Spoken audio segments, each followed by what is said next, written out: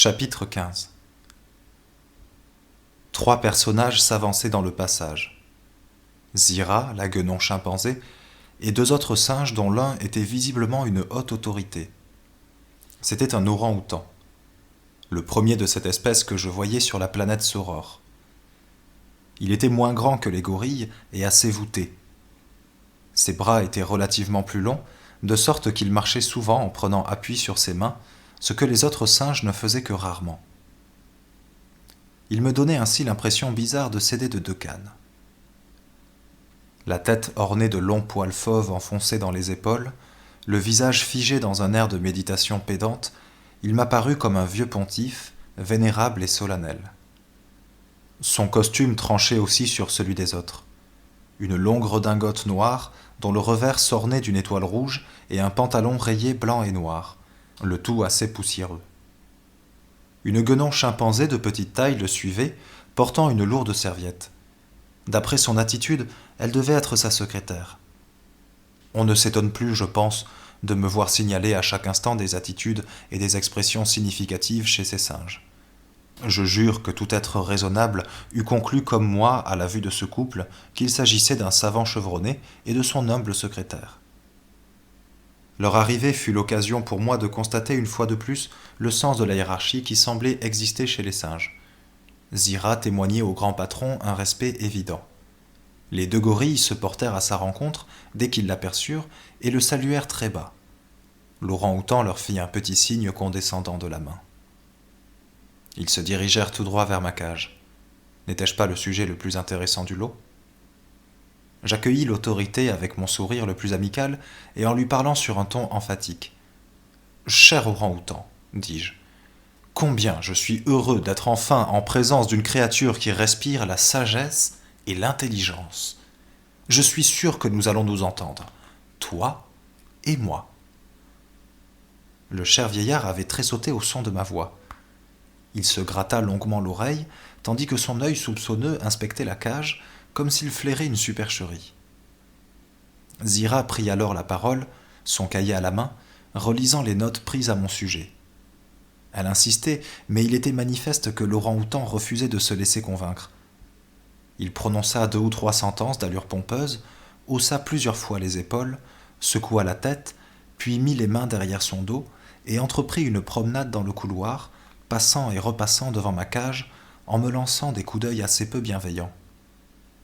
Les autres singes attendaient ces décisions dans un silence respectueux. Un respect apparent, tout au moins, et qui me parut peu réel lorsque je surpris un signe furtif d'un gorille à l'autre, sur le sens duquel il était difficile de se tromper. Il se payait la tête du patron.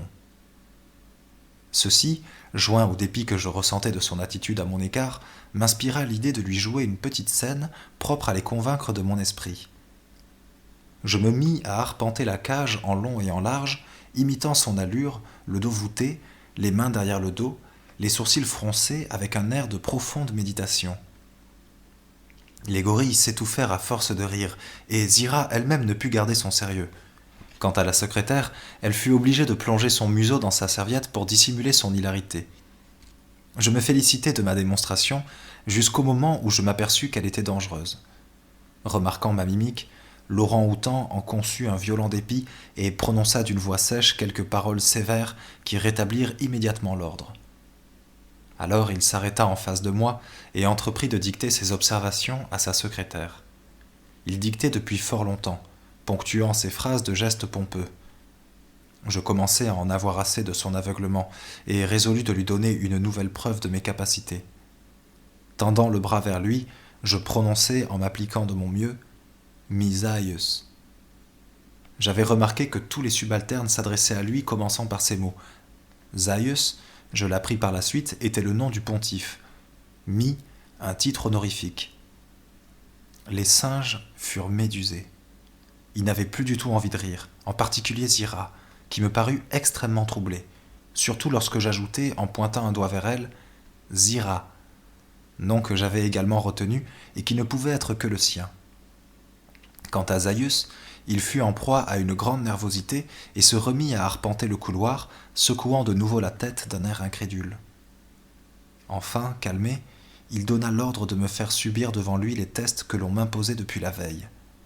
Je m'exécutai facilement. Je salivai au premier coup de sifflet, je bondis en arrière au son de la cloche. Il me fit recommencer 10 fois cette dernière opération, dictant à sa secrétaire d'interminables commentaires. À la fin, j'eus une inspiration. Au moment où le gorille agitait la cloche, je décrochai la pince qui établissait le contact électrique avec ma grille et rejetai le câble à l'extérieur. Alors je ne lâchai pas les barreaux et restai sur place, pendant que l'autre gardien, qui n'avait pas remarqué mon manège, s'escrimait à tourner la manivelle de la magnéto devenue inoffensive.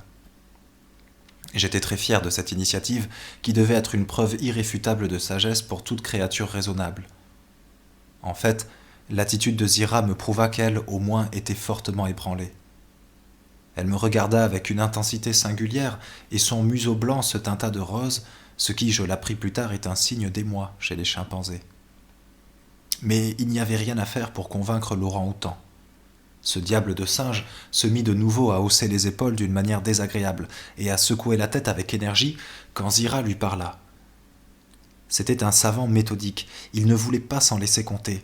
Il donna d'autres instructions au gorille et l'on m'infligea un nouveau test qui était une combinaison des deux premiers. Je le connaissais aussi. Je l'avais vu pratiquer sur des chiens dans certains laboratoires.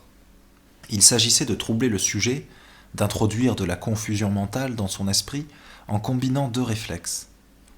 L'un des gorilles lança une série de coups de sifflet, son prometteur de récompense, pendant que l'autre agitait la cloche qui annonçait une punition. Je me rappelais les conclusions d'un grand savant biologiste à propos d'une expérience semblable. Il était possible, disait-il, en abusant ainsi un animal, de provoquer chez lui des désordres émotionnels rappelant d'une manière remarquable la névrose chez l'homme, parfois même de l'amener à la folie en répétant assez souvent ses manœuvres. Je me gardais de tomber dans le piège, mais, tendant ostensiblement l'oreille d'abord vers le sifflet, puis vers la cloche, je m'assis à égale distance des deux, le menton dans la main, dans l'attitude traditionnelle du penseur. Zira ne put s'empêcher de battre des mains. Zaius sortit un mouchoir de sa poche et s'épongea le front. Il transpirait, mais rien ne pouvait ébranler son stupide scepticisme. Je le vis bien à sa mine, après la véhémente discussion qu'il eut avec la guenon. Il dicta encore des notes à sa secrétaire, donna des instructions détaillées à Zira, qui les écouta d'un air peu satisfait, et finit par s'en aller après m'avoir lancé un dernier regard grognon. Zira parla aux gorilles, et je compris vite qu'elle leur donnait l'ordre de me laisser en paix, au moins pour le reste de la journée, car ils s'en allèrent avec leur matériel. Alors, restée seule, elle revint vers ma cage et m'examina de nouveau en silence pendant une longue minute. Puis, d'elle-même, elle me tendit la patte d'un geste amical. Je la saisis avec émotion en murmurant doucement son nom. La rougeur qui colora son museau me révéla qu'elle était profondément touchée.